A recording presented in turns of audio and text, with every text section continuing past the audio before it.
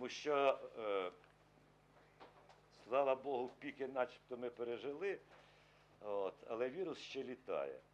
А я хочу представити з великим задоволенням посла Європейського Союзу в Україні, пана Матті Маасікаса, я тільки не знаю, який наголос, Маасікаса, я прошу вибачення, який коротко ознайомився із університетом і хотів би переговорити з вами. Дякую.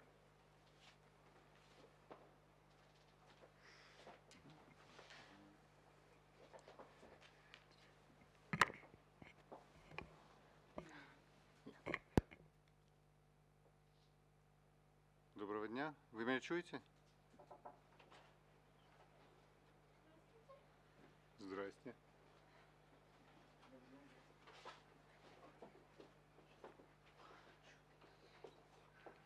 Може ближче трохи? Працює.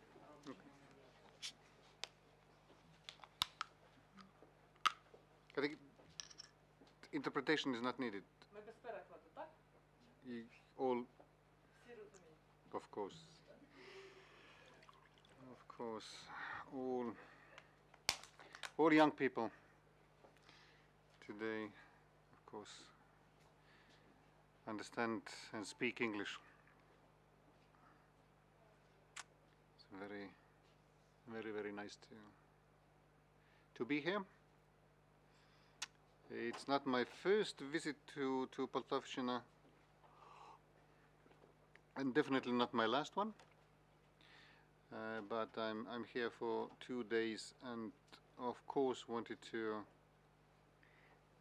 see students, young people of the region, and I will be very interested to hear from you. How do you see your beautiful city, your beautiful region, and the perspectives here? I represent the European Union in Ukraine since 2019. Before that, I was Estonian diplomat. I come from Estonia, dealing with the European Union affairs mainly.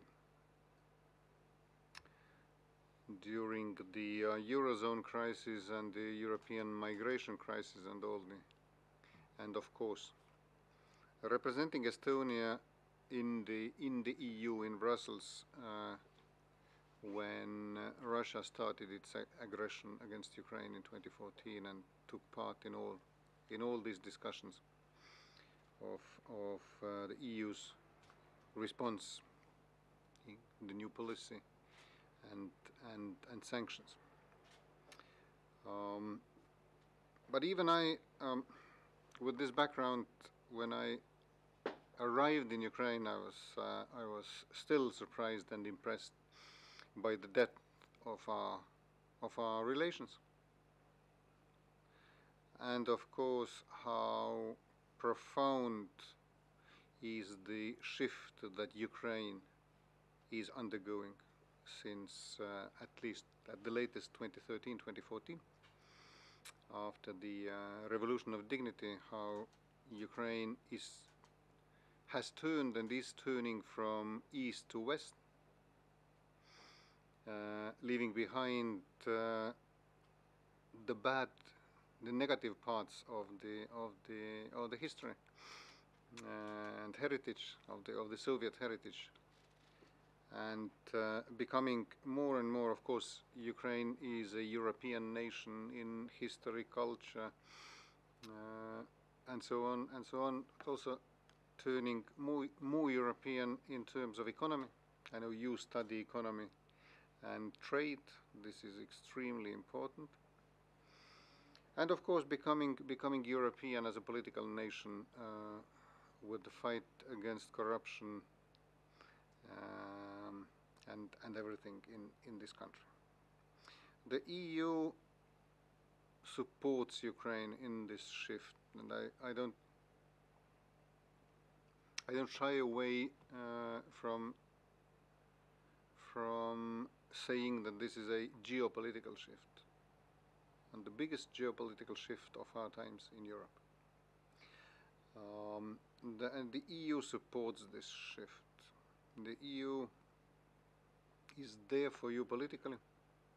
The EU is there for you economically.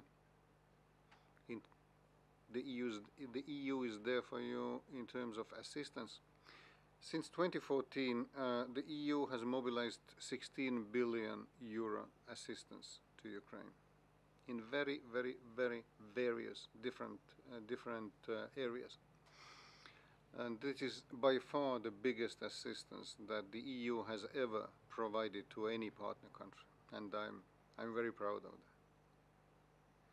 When it comes to our common fight against the COVID-19 pandemic, the EU early on mobilized 190 million euro to help Ukraine, mainly supporting the medical or the capacities of the healthcare system, but also to support small and medium-sized enterprises and support the incredibly vibrant civil society in Ukraine. The basis of our relationship is the association agreement. Ukraine is an associated partner country for the EU. This is very important. There are only Moldova and Georgia more, and in the eastern neighborhood, and this agreement is the deepest and broadest again that the EU has with any partner country, and it covers awful lot of areas. But most importantly, in the areas of economy and trade. And why this is important? In order to trade, the EU is the biggest trading bloc in the world. 450 million pretty wealthy consumers, and the standards, the quality standards, are very high in the EU because the European Union wants to protect its consumers, to take care of the consumers, and the consumers are, in world comparison, wealthy and demanding in a positive sense of the word as far as the quality is concerned. So the EU standards are pretty high.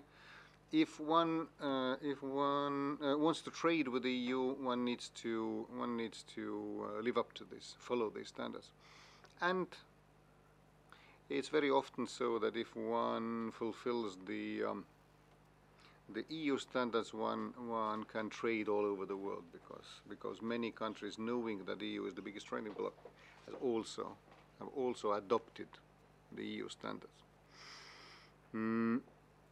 But there is more.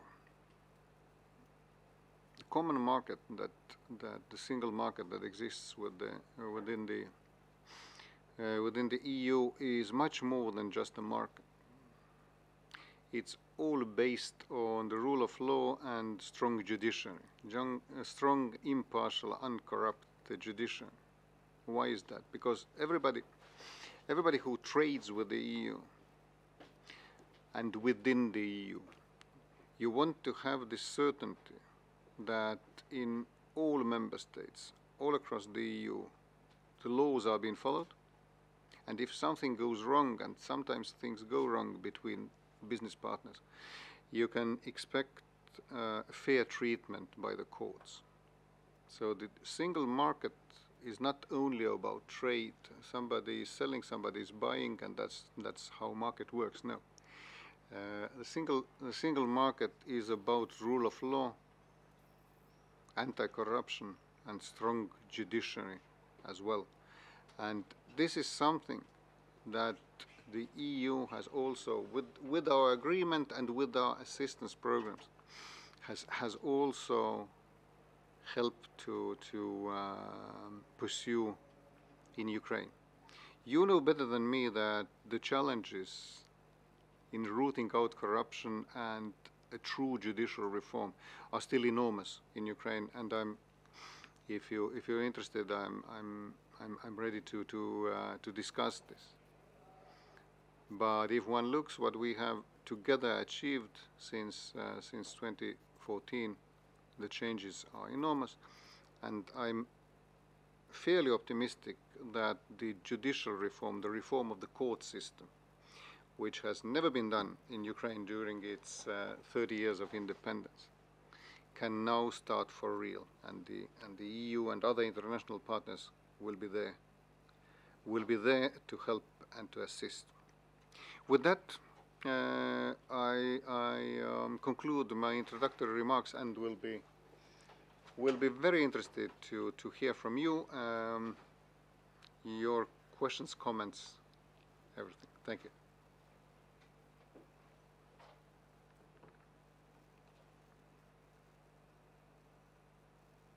The first question is always the most difficult.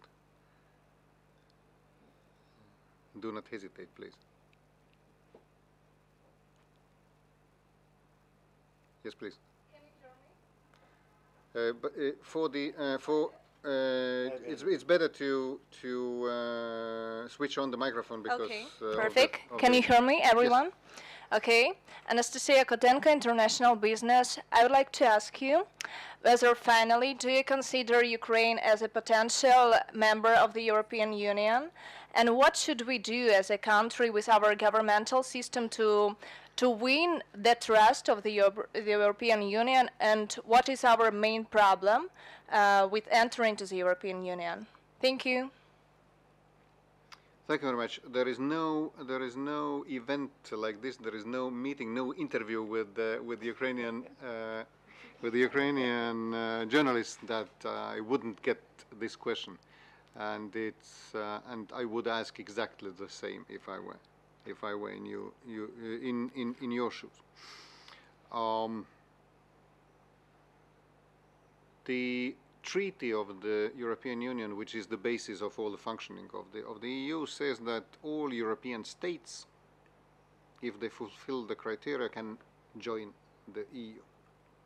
Now, 27 countries have joined.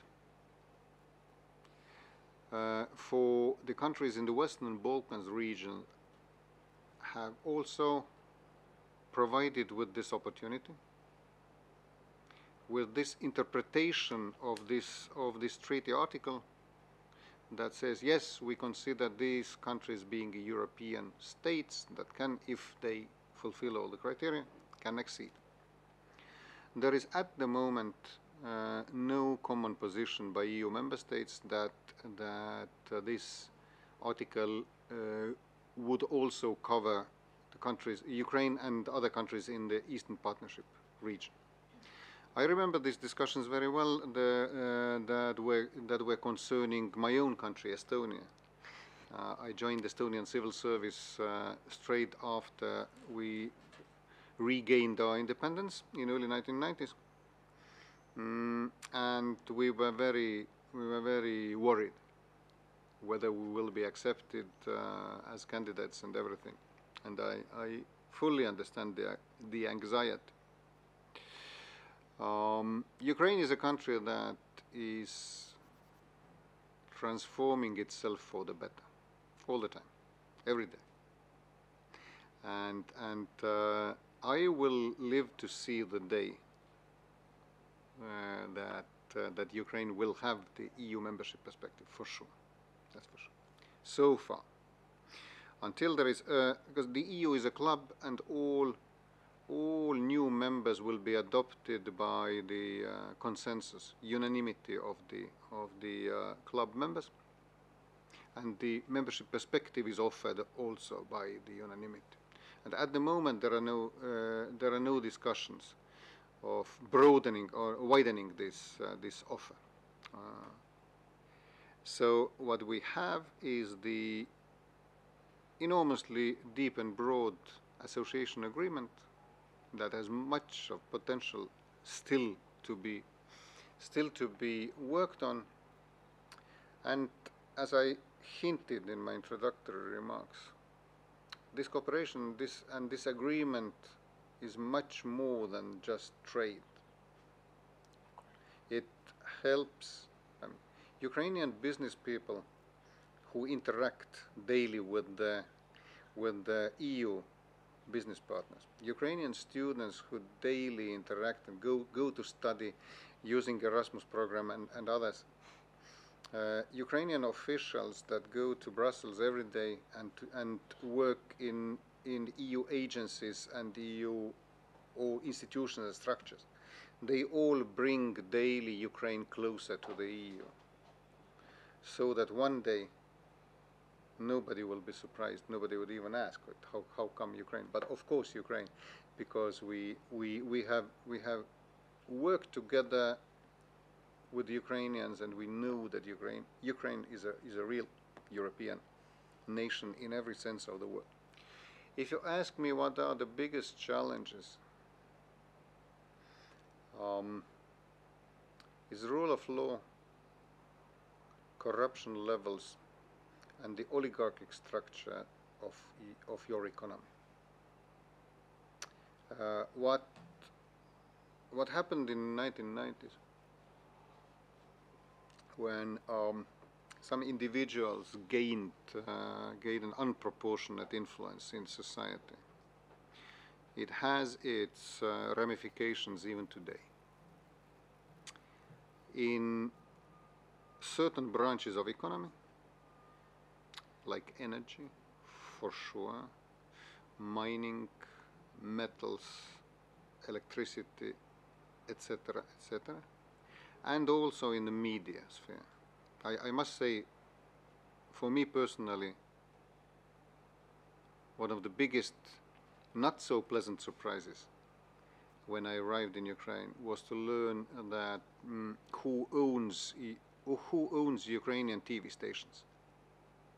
The big business people with business interests in other areas, they also want to have the influence the political influence using these media companies and TV stations as tools. This can be tackled. The best way against the oligarchic structure of economic society is free competition, but also strong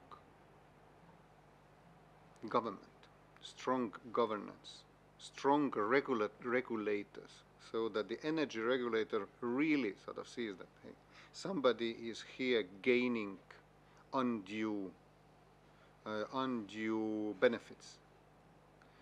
The anti-monopoly committee to oversee that, hey, if one company or one individual has an influence over 80% of a certain market in a certain sector, something needs to be done, and this is very much about the political will, very much about the political will, and we have recently seen some of it, for sure. Thank you.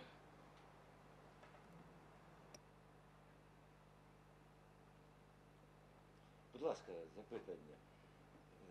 Я, з вашого дозволу, ще додам один дуже важливий, з моєї точки зору, момент. В Україні, окрім всіх тих проблем, про які говорив пан посол, є ще одна проблема ментального характеру. Ті, знаєте, сподівання на доброго батюшку, царя, правителя, який прийде і вирішить всі проблеми кожного з нас. От нове покоління, яке ви уособлюєте, нарешті починає формувати відповідальність, власну відповідальність за свою власну долю. А покоління, яке сформувалося до того проголошення незалежності України, воно до цього часу сподівається, що порядок у місті залежить від того, якого мера ми оберемо. І піддається легко на маніпулятивні технології, популістські, обираючи того, хто більше пообіцяє, а не на основі критичного аналізу його потенціалу і можливостей. І, очевидно, повинна відбутися зміна поколінь, перш ніж наша ментальність буде повністю сумісною із ментальністю населення країн Європейського Союзу. Чому в Естонії, в Литві, в Латвії це відбулося значно швидше? Тому що, по суті, після 45-го року вони опинилися у тому котлі братських народів і формування єдиної спільноти, радянський народ. А ми варилися в ньому, Україна варилася. З 20-го року, а то з 1919 року, на одне покоління більше. 3 покоління пройшли оцей вишкіл. І це дуже непросто. Але от ви, коли їдете на стажування, ви були в Італії, так, були в Туреччині, були в інших. Ви ментально відчуваєте свою ментальну різницю від своїх ровесників в країнах Європейського Союзу? Ні. Правда? Ви вже на одній хвилі. Ви вже на одній хвилі. Але у нас різні ж вікові групи, різні соціальні групи. І те, що говорив пан посол про ми несумісні за структурою економіки, олігархічної економіки немає. В Швеції, по-моєму, недавно з'явився 1 мільярдер. The Swedish billionaires are very shy. Так. That's for sure. It's not the custom. It's not a good tone to баловаться. But yeah, it's. I mean, in the Bible, they wandered in the desert for 40 years to become free, and 40 years that means 2 generations, right? And meant at that time, at least. Now Ukraine's independence turns 30. You're pretty close. No, I of course. I went to the university. I graduated from high school and went to the university in Soviet Estonia in 1985, the year that perestroika of Gorbachev started. So I've seen both systems, and I also see this how hard it is. I know how hard it is to perform this mental change. What, at the same time, what has struck me in Ukraine, and where I want a bit to dispute what you said, the enormously strong and vibrant civil society that exists in Ukraine. That we all are witnessing. I most see the anti-corruption NGOs, but there are awful lot of. We rely very much on the analysis of the think tanks in the field of foreign policy, security policy. We receive very much information about the situation in Crimea. From dedicated NGOs who are observing and dealing with these issues every day. And I have sort of a feeling still that it's not something, this vibrant civil society that takes care of itself, it's not something that has just emerged overnight. This must have longer roots. Also going back to the Cossack societies, and that where you were on your own. This small society had to take care of everything. So I'm much more optimistic than in that sense than you, пане ректор. Будь ласка, шановні друзі, не соромтеся. У нас відверта щира розмова.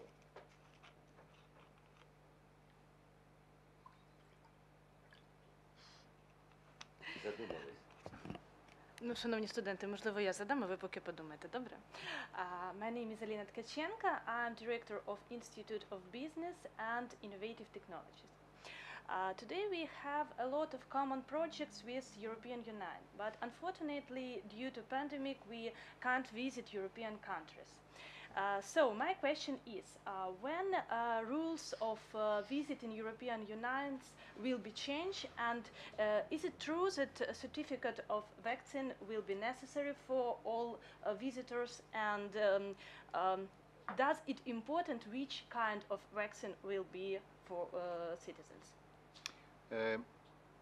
Yes, this is a very pertinent question, because business trips, professional trips have always been possible. Even at the worst times of the pandemic, of course, not that many flight connections and everything. It was never comfortable. But business trips have always been possible with all the. When I have to go to Brussels, to my capital, professionally, I need to produce 4 different documents in order to enter Belgium.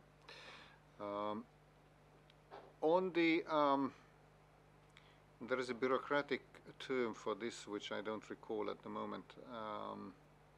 Non-essential travel. Yes, non-essential travel, meaning tourism. 1st of July, the EU will have the travel certificate, the so-called green travel certificate for those vaccinated. And I am confident that Ukraine will be able to align with this system. It's not a visa. We have visa liberalization, and it does not guarantee that you will be, but that should facilitate enormously. The vaccines. I'm vaccinated with AstraZeneca twice. How many of you have been vaccinated?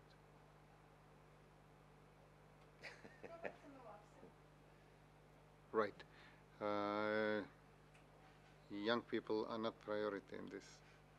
I know, and we all know why.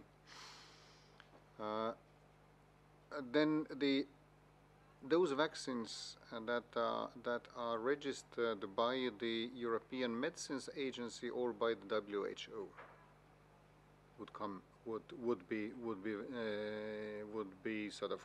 would qualify you. So I'm hopeful that Ukraine will be able to align itself, that we will be able to conclude the agreement that this certificate, Ukrainian certificates, digital, obviously, could also be used. That via DIA app, it should be possible.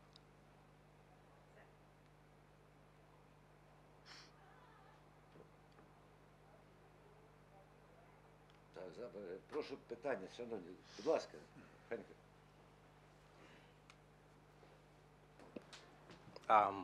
Good afternoon. My name is Stanley, and I'm the president for International Students. And my question is about what new opportunities will be available to all those who come to study. To where? To study. To study. Yeah, foreigners who come to study in Ukraine. Should I explain more? You mean Ukrainians who want to study in No, the EU? no. Foreign students from outside the EU who come to study in Ukraine. Foreign student in Ukraine. That's if Ukraine becomes a member of the EU, what advantages would we have as foreign students here? Within the EU, I mean, studying. Within the EU, there is all citizens must be treated equal. all EU citizens.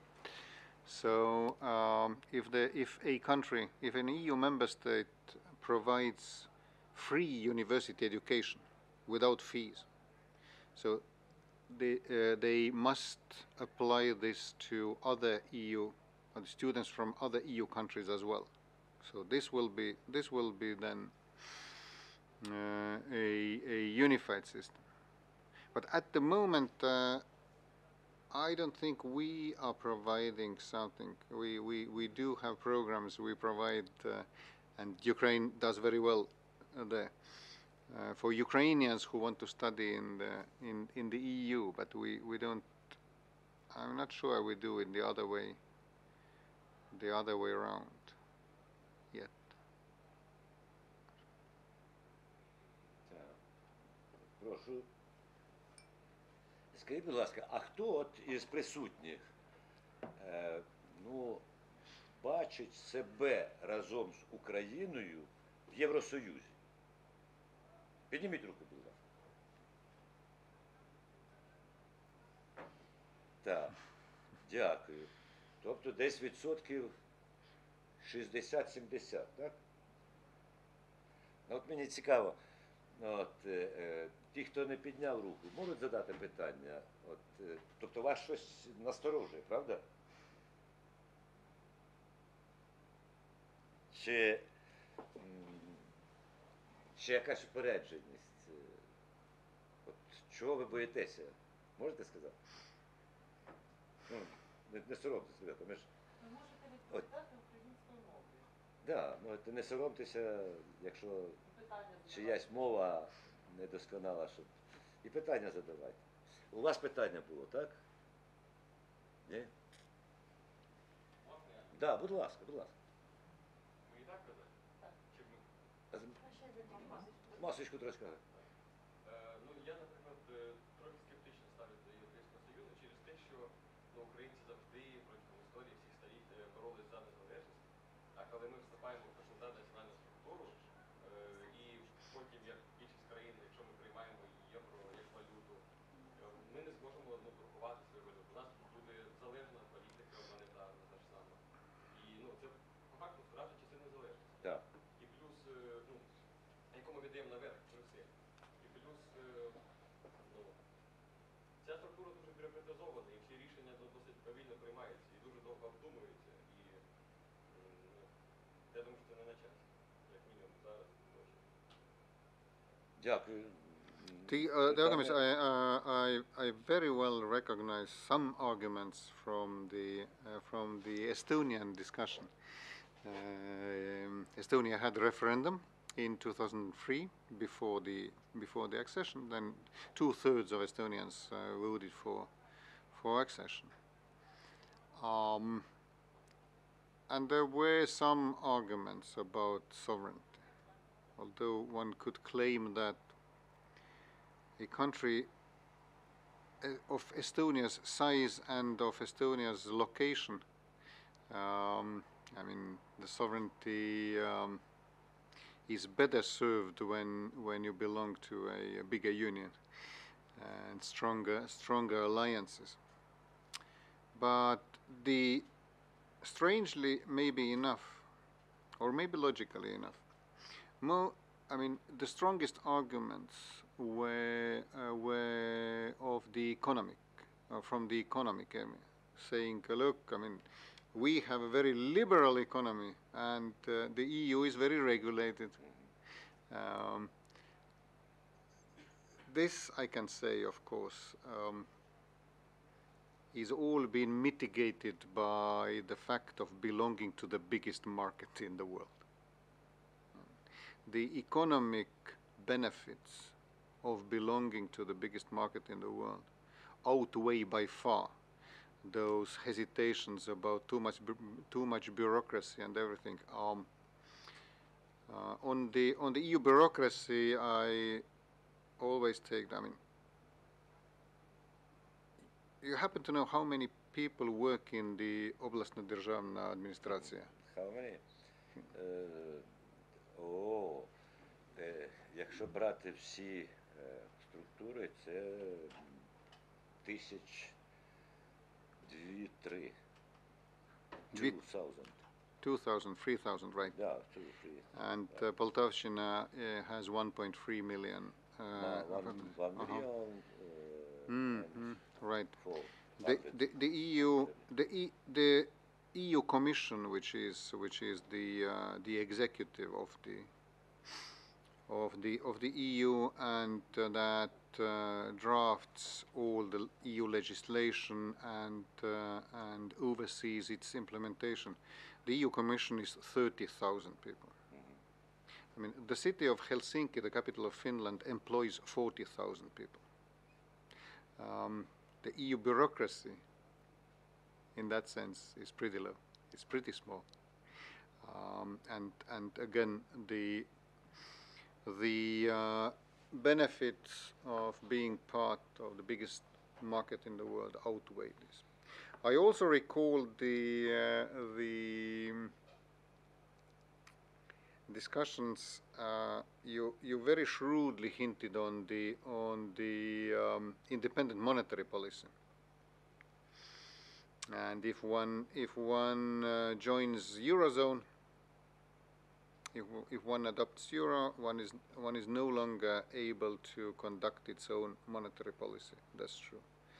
Which means you can't play with the exchange rate. Why would you want to play with the exchange rate? Because to inflate you out of the debt. In today's Europe, it's no longer possible, and it's no longer the way of getting rid of the debt. But yes, it is true. It is true that within the Eurozone, I mean, countries that have historically relied more on this inflating out and devaluing out of debt cycle, these are having more challenges within the common currency. But again, it's also an established fact that the common currency and euro has benefited everybody, and it has huge benefits. The discussion in Estonia before Estonia joined the Eurozone 2011 were pretty much the same. Of course, we had a different situation because the Estonian currency, the krone, was already pegged to euro, so we didn't have an independent exchange rate anyway. So it was a pretty natural step, but nobody has really regretted joining the second strongest currency in the world. Так. Будь ласка, будь ласка. Have you seen the Eurovision Song Contest this year? This is my first question. If yes, if no, please answer, then I will go on. Yes, I was for Ukraine, of course. Really nice. Shum was absolutely fantastic. I'm glad. And I gather it went viral now. It's all over the world. Yeah. It's very popular. So what was your second question? European young people right now are great supporters of Ukraine and of our culture and music, but there is one point that from public voting we got the second place, and from the voting of official juries we got the 9th place. Do you think that it's strictly connecting with the political situation in our country, and kind of that their juries, they are having a low trust for the Ukrainian culture and they are more pro-Russian or something like that? It's really controversial, I know, but try to answer it. I would think the other way around. Okay. That the popular vote tends to be political. You see how some neighboring countries always vote for each other, and so the professional juries, I would have expected, would be more for the artistic value of it. That's how it works in my understanding. No, I mean, I understand the background of your question, and one thinks of that a lot in Ukraine, and I get quite often questions, so what's the image of Ukraine? What do people in Europe, in the EU actually think of Ukraine? And there are recent very encouraging opinion polls even in Western European countries that say that people see Ukraine as a normal European country and say why shouldn't Ukraine have the chance to join the EU? Of course, international image is being shaped not only by all the good deeds that you do, and for the Chernozem and the booming IT sector and all the riches that you have, but the international image is also being shaped by the news of the oligarchs buying royal villas in the EU, of the corruption, and of course needs to be said of the tragic news from the line of contact where under the Russian aggression people still die. But the shift has been strongly to the positive, because Ukraine is turning a better place every day. Thank you. Нам треба йти. Так, так. A huge thanks to you all. I will come back to Poltavshina. I wish you all success in your studies and in your work for a better Ukraine. Thanks. Так. Так, так, дякую, ребята. Так, ага. Ух ти, дозвольте вручити.